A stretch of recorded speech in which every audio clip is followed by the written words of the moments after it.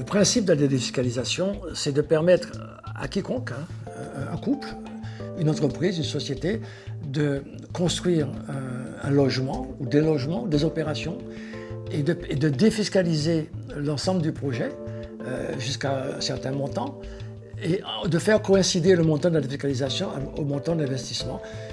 Pareil pour la construction, pareil pour les bateaux, pareil pour tout. Ce qui permettait aux gens qui gagnent beaucoup d'argent. Plus on gagnait de l'argent, et plus la fiscalisation était intéressante. Un petit couple au SMIC était quand même beaucoup...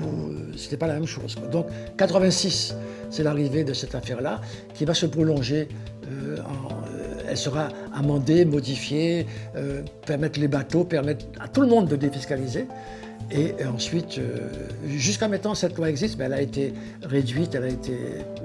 Donc, si vous voulez, c'est une idée intéressante qui se termine mal. Imaginons une maison de 200 000 euros. 40% de 200 000, ça fait 80 000 euros que l'on va pouvoir déduire de ses revenus. Parce que oui, c'était sur l'impôt sur les revenus, soit des sociétés, soit des particuliers. Et c'est là où ça a été intéressant, c'est que les gens empruntaient plus, et les banques marchaient, puisque en somme, c'était des garanties. Plus on gagnait d'argent, plus la maison était grosse. Il y a eu un boom de la construction, il y a eu du travail, les entreprises travaillaient, les grosses, les petites, les moyennes, les artisans, tout le monde travaillait. Ça a vidé les villes, parce qu'on aurait pu imaginer de dire défiscalisation totale dans le périmètre urbain. Pointe-à-Pitre, d'autant qu'il y avait des dents creuses, terrains sans plus rien, qui avaient été faits par le CAUE. Il avait fait un inventaire. À Pointe-à-Pitre, je crois qu'il y avait 200 terrains libres qu'on pouvait faire des immeubles. Les gens partaient, achetaient un terrain à Gosier. Donc tous les alentours de Pointe-à-Pitre, notamment, ont été... d'où tous les problèmes d'embouteillage, de circulation, de tout ce qu'on voit maintenant est né de cette affaire-là. On a repoussé les gens à l'extérieur, alors qu'il fallait défiscaliser dans la ville. Et là, Pointe-à-Pitre aurait été florissant, parce qu'elle a perdu de 25 000 habitants, on en est à 12 000, enfin, une chose comme ça. Enfin, c'était effarant. La première loi était relativement restreinte. Il s'agissait de la construction. Et il y avait un plafond. La deuxième loi, elle a étendu et elle a augmenté le plafond.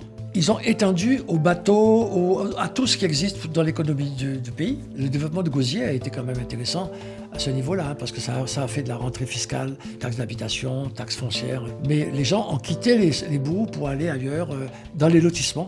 On a vu fleurir des lotissements incroyables. Ça a fait les affaires des agences immobilières. Et puis par la suite, donc je trouve que ça a enrichi quand même le pays, quelque part.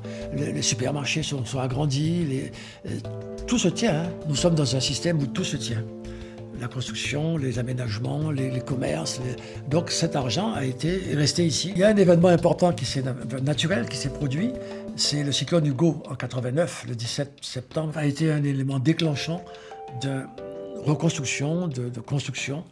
Et c'est à ce moment-là que la loi sur la défiscalisation de 86 a été étendue à un certain nombre d'objets qui n'étaient pas prévus. Ça a profité aux gens qui avaient beaucoup d'argent, et non pas à la famille modeste.